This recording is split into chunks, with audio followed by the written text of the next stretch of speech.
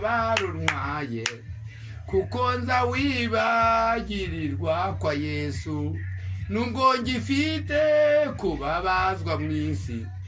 n'ijuru nta mubabaro n'urupfu Imana izampanagura amarira izamvanaho umubabaro wose Imana izampanagura amarira izamvanaho umubabaro wose umubabaro n'uw'igihe gito ijoro naryo n'iry'igihe gito ndira kenshi muri iyi si ndimo ariko nuko ntarabona Yesu hazabaho igitondo gihoraho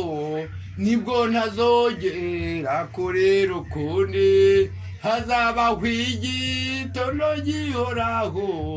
nibwo ntazongera kurera ukundi